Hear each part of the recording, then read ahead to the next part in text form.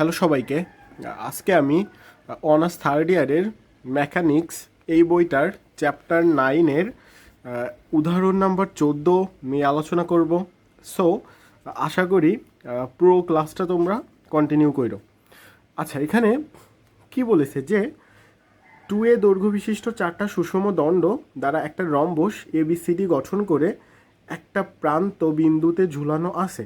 B ও D প্রান্ত একটা স্থিতিস্থাপক তার দ্বারা সংযুক্ত এবং নিম্ন প্রান্ত এ একটি আনুভূমিকের সমতলের উপর স্থিরভাবে অবস্থিত, যেখানে সি প্রান্ত এ বিন্দুগামী একটা মসৃণ উলম্ব তারের উপর অবস্থিত। সাম্য অবস্থার জন্য তারের প্রসারণ হবে প্রকৃত দৈর্ঘ্যের দ্বিগুণ এবং বিএডি সমান 2 আলফা। দেখাও যে এর অবস্থানের একটি ক্ষুদ্র দোলনের সময় 2a 1+3 সাইন স্কোয়ার আলফা বা 3g cos 2 alpha cos alpha 1/2।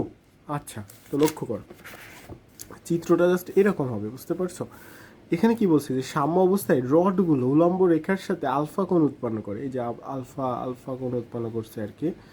যখন রম্বসটিকে সামান্য পরিমাণে অবস্থানের পরিবর্তন ঘটানো হয়, মনে করি উলম্ব রেখার সাথে রডের কোণ আলফা প্লাস থিটা হয়, যেখানে থিটা খুব ক্ষুদ্র। স্থির প্রান্ত এ কে মূলবিন্দু ধরে এ বিন্দুগামী আনুভূমিক ও উলম্ব রেখার স্থানাঙ্কের অক্ষ বিবেচনা করি। আচ্ছা, তাহলে দেখো G2 বিন্দুর বেগ আমরা ভি স্কোয়ার সমান ইউ স্কোয়ার প্লাস হচ্ছে 2s জানি, ওখান থেকে বা ভি স্কোয়ার সমান ইউ স্কোয়ার। তাহলে G2 বিন্দুর বেগ, তার মানে এই বিন্দুটার বেগ দেখো তো a cos alpha plus theta, আর একটা হচ্ছে -3a sign alpha plus theta. তাহলে এখান থেকে দুইটা থেকে স্কোয়ার কমন নিলে 1+8 sine square alpha plus theta এর কি হোল স্কোয়ার। এটা G3 বিন্দুতে বেগের স্কোয়ার।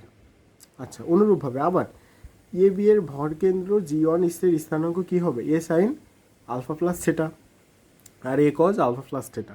তাহলে G1 বিন্দুর বেগ এ স্কোয়ার থিটা স্কোয়ার বা G4 বিন্দুর বেগ।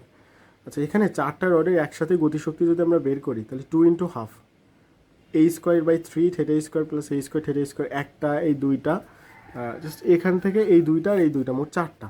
তাহলে এখানে টি সমান আমরা কী পাচ্ছি? 8m²/3, আর এই পুরোটা হিসাব করলে পাচ্ছি 1+3 sine square alpha plus theta আর হচ্ছে থিটা স্কোয়ার।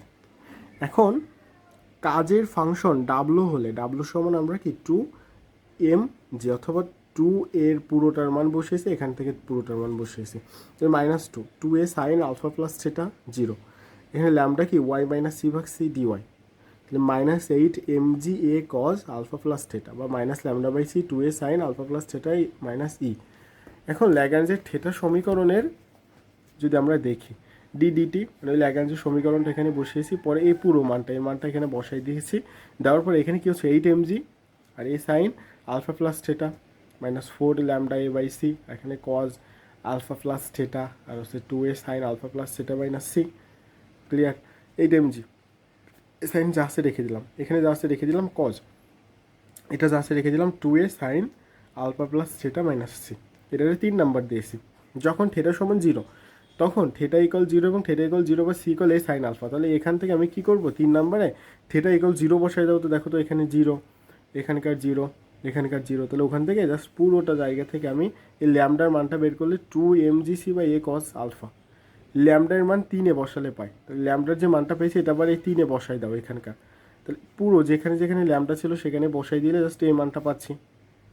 তাহলে এখানে 16ma²/3, এখানে 1+3 সাইন স্কোয়ার আলফা থিটা, তাহলে এখান থেকে কি 8mg sine alpha plus theta cos alpha -8mg cos alpha, এটা cos alpha minus theta sine alpha, তারপর হচ্ছে 2a sine alpha plus theta cos alpha -a sine alpha. তাহলে এখান থেকে আমরা কি পাচ্ছি? 8mg/a আর cos 2 আলফা বা কজ আলফা।